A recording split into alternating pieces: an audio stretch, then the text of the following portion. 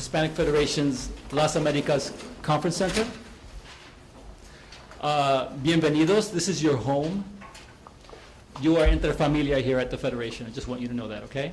So the Affordable Care Act is definitely complicated, but if you break it down in four, and this part will make sense to you, and that's how I like to explain it. So the Affordable Care Act, first, is here to protect some of the worst insurance abuses, and I think we know them where they are, what they are. We want to make sure that healthcare is more affordable.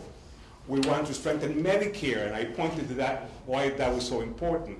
We want to improve access, and that's what we're talking about right now with the health insurance marketplace and the open enrollment that ends on March 31st. And besides that, importantly, we want to improve quality of care. Just because you have coverage doesn't guarantee that you get quality services right now in our country.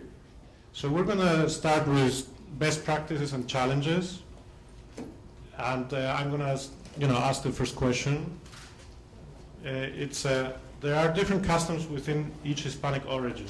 In your experience reaching Hispanics, what have been some of the best practices to connect with the different segments of the Hispanic population?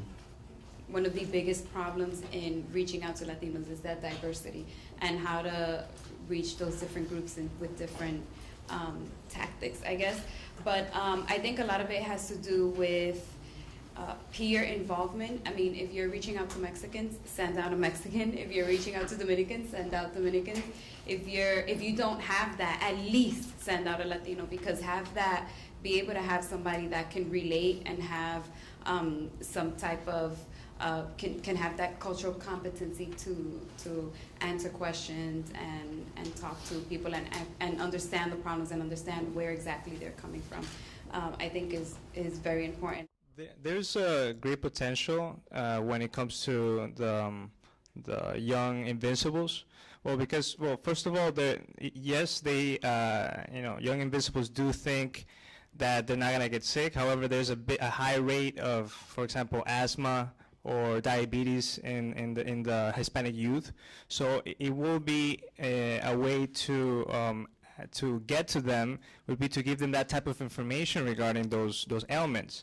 Also, that even though they have low salaries, up to 26 years old, as Dr. Torres had mentioned, they can still join up the insurance of their parents.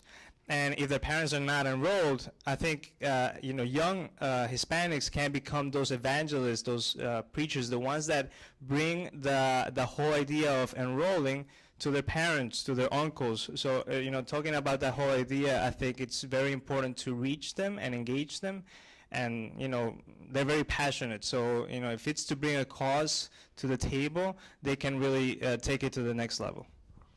There is a fight that we need to unite. I mean, all here, we have to become partners in sharing the best practices, partners in seeing what's available, in sharing up what could work and cannot work, because things, as you can see, something is not connecting.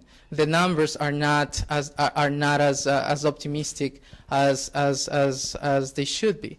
Now we have a long way to go. We have some, although the deadline is coming up, we have some months to come, and we have to work together.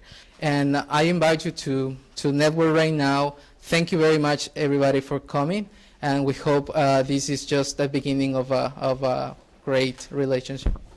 Thank you.